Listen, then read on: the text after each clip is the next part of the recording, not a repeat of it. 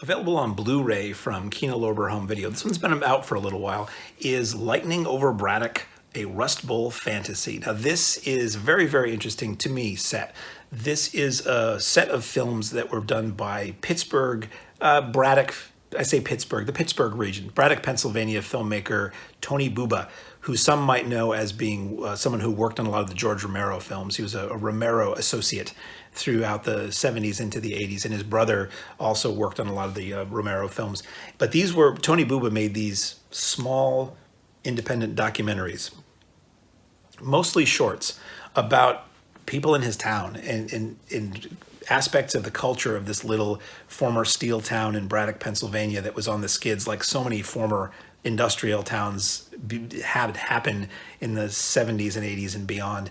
And he was sort of chronicling the last of some aspects of his town, be it a local furniture salesman or a local wannabe wise guy or a local accordion player or something like that.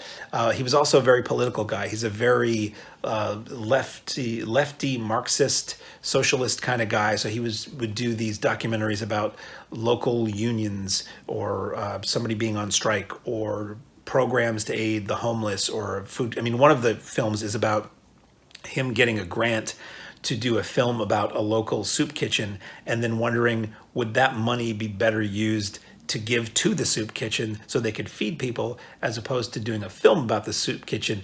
And basically his film is a series of stills that asks the audience and tells the audience, write to me and tell me what you think I should do with this.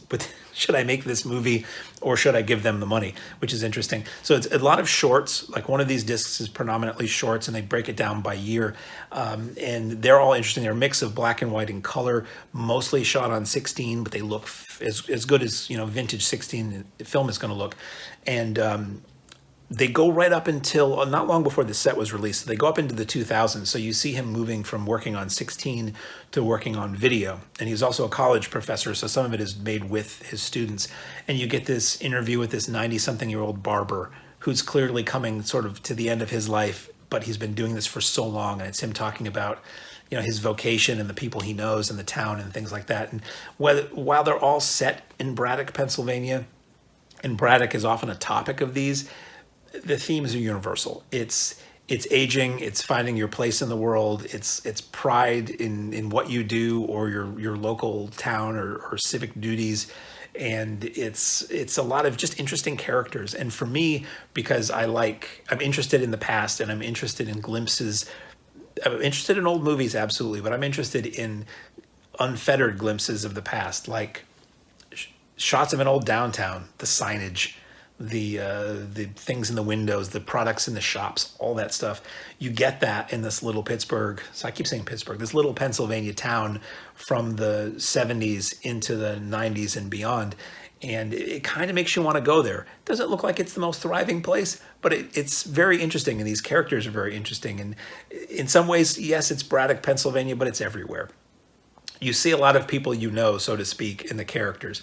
Now, I was introduced to Tony Buba by my film professor when I was in college in the, let's say, 92, 93. And she was a friend of Tony Buba, and she showed some of his shorts, and she showed one called Sweet Sal, which he was known for a while. And that's what I bought this set, because I saw that this short was on it and I wanted to see it again. Because for years, Buba's films were only available as things that educational institutions could buy sort of with a decent sized price tag on them, which is just the way that works for educational stuff. But now this is a Blu-ray set that's like $20 or less from Kino. And Sweet Sal was one where it's just Buba following around this skinny, gray-haired Italian guy in Braddock who talks about punching out somebody at the behest of Frank Sinatra and being just this tough guy. And the way he talks is funny, and his attitude is just, he's a character right out of a movie, even though he's just a real guy. So Lightning Over Braddock, that I talked about at the beginning of this, the title of this set, is actually a feature film that Tony Buba did that uses clips from a lot of his previous work, incorporates a lot of those people into the film, and it feels like a documentary, but it's more like a docudrama. It's this movie that's constructed to be about this guy, Tony Buba, who has some success in independent films, but he wants to break into Hollywood, and he sort of dreams what his Hollywood movies would be like. So you see the star of Sweet Sal, this skinny, elderly Italian man dressed as Rambo in an action scene, which is kind of funny, or in a scene from The Godfather. So it's like, as they say, it's a Rust Bowl fantasy. It's like a fantasy film that has a lot of aspects of documentary in it, and a little bit of social commentary in it, and a lot about this town. To me, it works a lot better if you watch all the shorts first, which is not a major time commitment. None of them are very long. And then watch the feature after that, even though it's on disc one.